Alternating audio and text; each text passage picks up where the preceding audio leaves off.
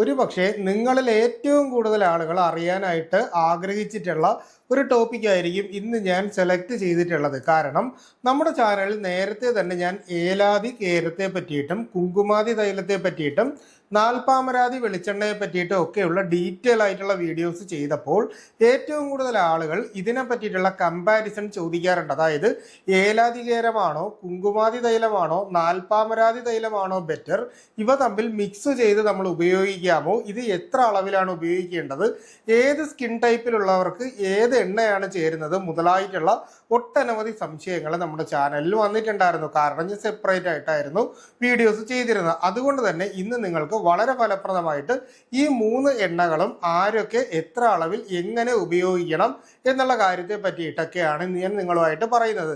നിങ്ങൾക്ക് ഇപ്പോൾ ഈ ഒരു എണ്ണകൾ ഏതെങ്കിലും ഉപയോഗിക്കാൻ താല്പര്യം ഉണ്ടെങ്കിൽ നിങ്ങൾ ജസ്റ്റ് ഒരു പേനയും പേപ്പറും എടുത്ത് നിങ്ങളുടെ സ്കിൻ ടൈപ്പിന് യോജിക്കുന്നത് ഏതാണ് എന്നുള്ളതിനനുസരിച്ചിട്ട് വേണം ഒന്ന് നോട്ട് ചെയ്ത് വെക്കുക. അപ്പോൾ ആദ്യം തന്നെ നമ്മുടെ മുഖത്തുണ്ടാവുന്ന അല്ലെങ്കിൽ നമ്മുടെ ശരീരത്തിലെ സ്കിന്നിൽ ഉണ്ടാകുന്ന പ്രധാനപ്പെട്ട പ്രശ്നങ്ങൾ എന്താണ്? ഒന്ന്, നമ്മൾ ഒരുപാട് വെയിലടിക്കുമ്പോൾ നമ്മുടെ ശരീരത്തിൽ ഉണ്ടാവുന്ന കരിവാളിപ്പ് എന്ന് പറയുന്ന പ്രശ്നം, അതുപോലെ തന്നെ സ്കിന്നിന്റെ ഇലാസ്റ്റിസിറ്റി നഷ്ടപ്പെട്ടു പോയതിനു ശേഷം വലിച്ചില് പോലെ ഉണ്ടാകുന്ന അല്ലെങ്കിൽ ചുളിവുകൾ വീഴുന്ന അവസ്ഥ, മുഖക്കുരു ഉണ്ടാകുന്ന അവസ്ഥ, മുഖക്കുരു വന്നതിന് ശേഷം പാടുകൾ, അതായത് കറുത്ത പാടുകൾ പോലെ അവശേഷിക്കുന്നത് പോലെ കാണപ്പെടുന്ന പ്രശ്നം, അതുപോലെ തന്നെ മറ്റു ചിലർക്കാണ് എന്നുണ്ടെങ്കിൽ അവരുടെ ഈ ശരീരത്തിലോ അല്ലെങ്കിൽ അവരുടെ സ്കിന്നിലോ ഒക്കെ ആയിട്ട് പല ഭാഗത്തും എന്തെങ്കിലും തരത്തിലുള്ള കുരുക്കൾ പോലെ അല്ലെങ്കിൽ റാഷസ് പോലെ വരികയോ എന്തെങ്കിലും അലർജിയോ ഇൻഫെക്ഷനോ ഉണ്ടാകുകയോ ചെയ്യുന്ന തരത്തിലുള്ള പ്രശ്നങ്ങളായിരിക്കും നമുക്ക് കാണുന്നത്.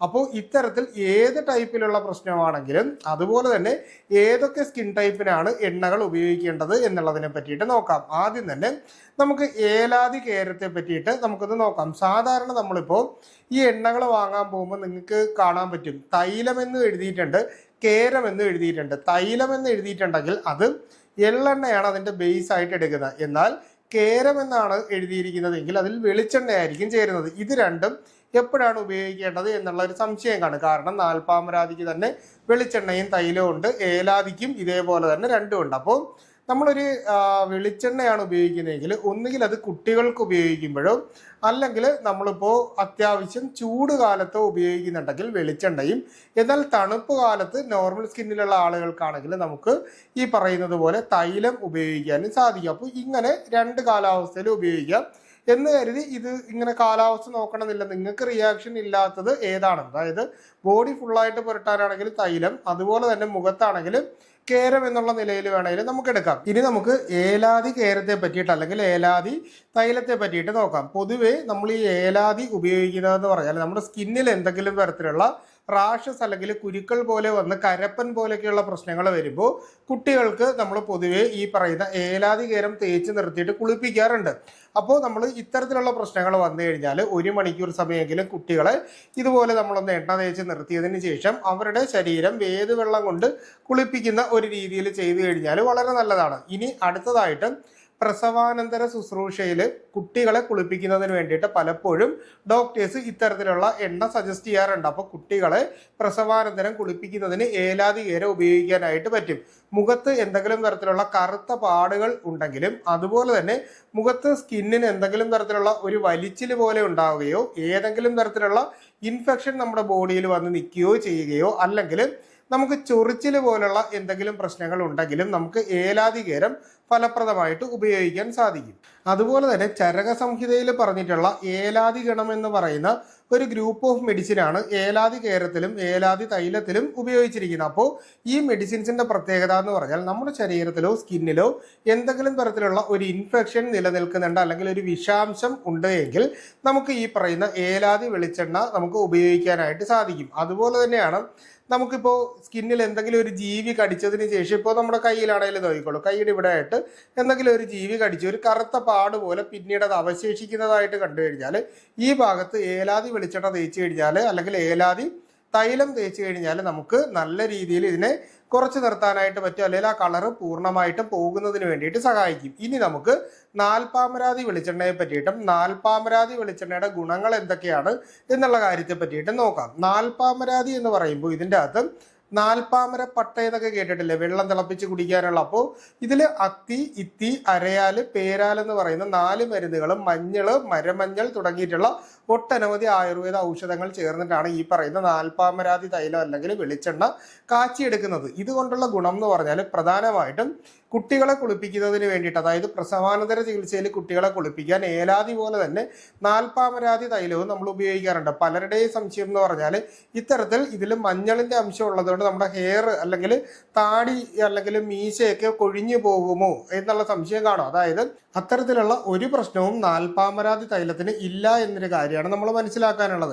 മുഖത്തുണ്ടാവുന്ന മുഖക്കുരു, കറുത്ത പാടുകൾ, കരിവാളിപ്പ് മുതലായിട്ടുള്ള പ്രശ്നങ്ങളും നമ്മുടെ മുഖത്തിന്റെ പല സ്ഥലങ്ങളിലും നമുക്കുണ്ടാവുന്ന ഡ്രൈ സ്കിന്ന് പോലുള്ള പ്രശ്നങ്ങൾക്കും, അതുപോലെ തന്നെ സ്കിന്നിന്റെ ഇലാസ്റ്റിസിറ്റി നഷ്ടപ്പെട്ടതിന് ശേഷം ചുളിവുകൾ പോലെയുള്ള പ്രശ്നങ്ങളും, സ്കിന്നിന് എപ്പോഴും ഒരു ഗ്ലോ കിട്ടുന്നില്ല അല്ലെങ്കിൽ ഒരു തെളിച്ചക്കുറവ് പോലെ നമുക്ക് തോന്നും. ഈ പറയുന്ന അവസ്ഥകളിലൊക്കെ നമുക്ക് ഈ പറയുന്ന നാൽപ്പാമരാതി വെളിച്ചെണ്ണയോ അല്ലെങ്കിൽ തൈലമോ നമ്മുടെ മുഖത്ത് തേക്കാനായിട്ട് പറ്റും. ഇനി നമ്മുടെ ശരീരത്തിൽ മുഴുവനായിട്ട് എന്തെങ്കിലും തരത്തിലുള്ള റാഷസോ കുരുക്കളോ വന്നു കഴിഞ്ഞാൽ കുളിക്കുന്നതിന് 1 മണിക്കൂർ മുമ്പ് നാൽപ്പാമരാതി എണ്ണ നമുക്ക് തേച്ച് പിടിപ്പിച്ചതിന് ശേഷം നമുക്ക് അത്യാവശ്യം ഒന്ന് ഇളം ചൂടുവെള്ളത്തിൽ കുളിച്ചു കഴിഞ്ഞാൽ ഈ പറയുന്ന രീതിയിലുള്ള പ്രശ്നങ്ങൾ നല്ല രീതിയിൽ കുറയുന്നതാണ്. ഇനി നമുക്ക് കുങ്കുമാതി തൈലത്തിന്റെ ഗുണങ്ങളെ പറ്റിയിട്ട് മനസ്സിലാക്കാം. കുങ്കുമാതി തൈലത്തിന്റെ പ്രധാനപ്പെട്ട പ്രത്യേകത എന്ന് പറഞ്ഞാൽ ഇത് അത്യാവശ്യം നല്ല കോസ്റ്റ്ലി ആയിട്ടുള്ള ഒരു മരുന്നാണ്. മറ്റതൊക്കെ 200 രൂപ റേഞ്ചിൽ കിട്ടുമെങ്കിൽ കുങ്കുമാതി തൈലം, അതും 200 ml കിട്ടുവാണെങ്കിൽ നമുക്ക് ഈ പറയുന്ന കുങ്കുമാതി തൈലം 10 ml മേടിക്കുന്നതിന് തന്നെ ഏകദേശം നമുക്ക് 495 രൂപയോളമാണ് ഇന്നത്തെ ഈ ഒരു വീഡിയോ ചെയ്യുമ്പോഴുള്ള പ്രൈസ്. കാരണം എന്ന് പറഞ്ഞാൽ ഇതിൻ്റെ അകത്ത് സാഫ്രോൺ അല്ലെങ്കിൽ കുങ്കുമപ്പൂവാണ് ഇതിൻ്റെ മെയിൻ ആയിട്ടുള്ള ഇൻഗ്രീഡിയൻറ്റ്. ഇത് പ്രധാനമായിട്ട് നമ്മുടെ ശരീരത്തിൽ മുഴുവനായിട്ട് തേക്കുന്നതിന് വേണ്ടിയിട്ടല്ല നമ്മൾ ഈ പറയുന്ന കുങ്കുമാതി തൈലം. നമ്മുടെ മുഖകാന്തിക്ക്, അതായത് നമ്മുടെ മുഖത്തിൻ്റെ നിറം വർദ്ധിക്കുന്നതിന് വേണ്ടിയിട്ടും, മുഖക്കുരു വന്ന് പൊട്ടിപ്പോയ പാടുകൾ അവശേഷിക്കുന്നവർക്കും, ചിക്കൻ ബോക്സ് വന്നതിന് ശേഷമുള്ള പാടുകൾ ഉള്ളവർക്കും, മുഖത്ത് നമുക്കിപ്പോൾ കരിവാളിപ്പ് പോലെ സൂര്യപ്രകാശം ഏറ്റിട്ട് മുഖത്ത് മാത്രം ഉണ്ടാവുന്ന ഡിസ്കളറേഷൻസ് കുറയ്ക്കുന്നതിനും, ചിലപ്പോൾ ചിലർക്ക് കരിമംഗല്യം പോലെയും ഈ നെറ്റിയുടെ ഈ ഒരു ഭാഗത്തൊക്കെ ആയിട്ട് കറുപ്പ് മാത്രം വന്ന് നിൽക്കുന്ന ഹൈപ്പർ പിഗ്മെന്റേഷൻ മുതലായിട്ടുള്ള അവസ്ഥകളിൽ നമുക്കിത് ഉപയോഗിക്കാം. ഇത് ഉപയോഗിക്കുമ്പോൾ ഇതിൻ്റെ അകത്തൊരു ഫില്ലർ കാണും.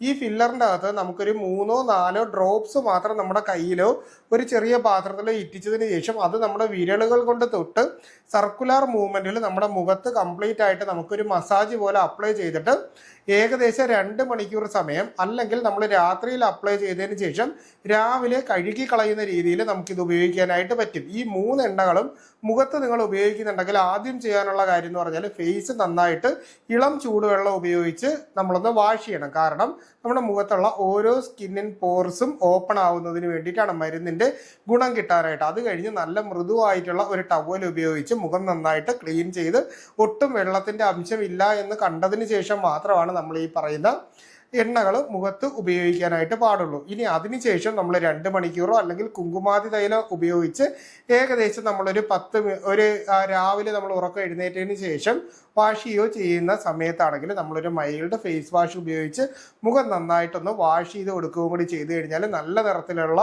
ഒരു സ്കിൻ ഗ്ലോ നമുക്ക് കിട്ടാനും, മുഖത്തുള്ള ഇത്തരത്തിലുള്ള പ്രശ്നങ്ങൾ മാറാനും, സ്കിന്നിൽ ഉണ്ടാവുന്ന പലതരത്തിലുള്ള രോഗങ്ങൾ മാറുന്നതിന് വേണ്ടിയിട്ട് നമുക്കിത് ഉപയോഗിക്കാനായിട്ട് പറ്റും. അപ്പോൾ ഈ പറഞ്ഞ എണ്ണകളെ പറ്റിയിട്ട് നിങ്ങൾക്ക് മനസ്സിലായി കാണുമെന്ന് വിചാരിക്കുന്നു. അപ്പോൾ ഈ ഒരു വിഷയവുമായിട്ട് ബന്ധപ്പെട്ട് ഇനിയും നിങ്ങൾക്ക് എന്തെങ്കിലും സംശയങ്ങൾ ഉണ്ടെങ്കിൽ അത് കമൻ്റായിട്ടോ നമ്മുടെ വാട്സാപ്പിൻ്റെ നമ്പറിലോ ചോദിക്കുക. കൃത്യമായിട്ടുള്ള റിപ്ലൈ നിങ്ങൾക്ക് കിട്ടുന്നതായിരിക്കും. അപ്പോൾ ഇത്തരത്തിലുള്ള പുതിയ അറിവുകളായിട്ട് നമുക്ക് വീണ്ടും മറ്റൊരു അവസരത്തിൽ കണ്ടുമുട്ടാം. അതുവരെ എല്ലാവർക്കും ഗുഡ് ബൈ.